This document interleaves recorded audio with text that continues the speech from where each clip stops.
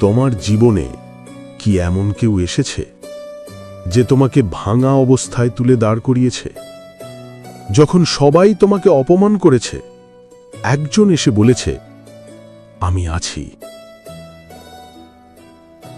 কিন্তু যদি সেই মানুষটাই তোমার জীবনের সবচেয়ে বড় ট্র্যাজেডির কারণ হয়? আজ আমরা কথা বলবো সম্মান, কৃতজ্ঞতা আর মানসিক ঋণের ফাঁদ নিয়ে। অপমানের মুহূর্ত, ভিতরে ভেঙে পড়া মানুষ। কর্ণ যুদ্ধক্ষেত্রে দাঁড়িয়ে, তার চোখে আগুন। সে জানে সে পারবে, কিন্তু হঠাৎ তুমি সুতপুত্র। একটা শব্দ, কিন্তু শব্দটা তলোয়ারের থেকেও ধারালো। ওই মুহূর্তে কর্ণ শুধু অপমানিত হয়নি, সে নিজের পরিচয় হারিয়েছে। আজও কি এমন হয় না? তোমার ডিগ্রি আছে, দক্ষতা আছে, কিন্তু এক লাইনে তোমাকে ছোট করে দেওয়া হয়।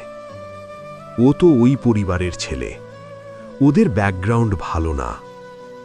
এই মানসিক চাপ বাইরে দেখা যায় না, কিন্তু ভিতরে ভিতরে মানুষ ভেঙে পড়ে। সবাই যখন চুপ, দুর্যোধন উঠে দাঁড়াল।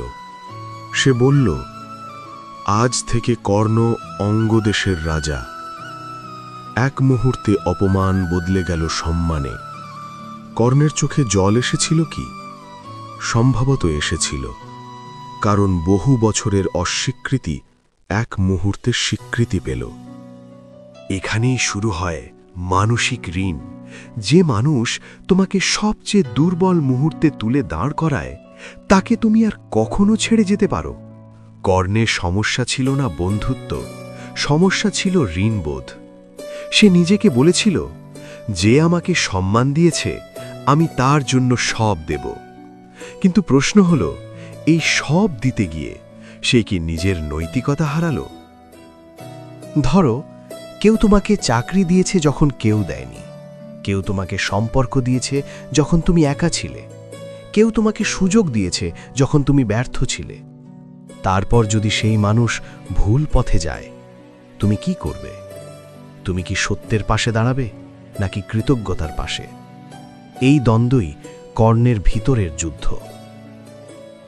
দুর্যোধন নিখুঁত ছিল না, সে ঈর্ষান্বিত, প্রতিশোধ পরায়ণ। কর্ণ জানত, তবুও সে পাশে দাঁড়াল, কারণ সে আবার অপমানিত হতে চায়নি, সে আবার একা হতে চায়নি। কখনো কখনো মানুষ বন্ধুত্বের জন্য না, নিজের সম্মান বাঁচানোর জন্য লড়াই করে। দুর্যোধন কি কর্ণকে ব্যবহার করেছিল? হয়তো, কিন্তু কর্ণ কি দুর্যোধনকে ব্যবহার করেনি নিজেকে প্রমাণ করার জন্য?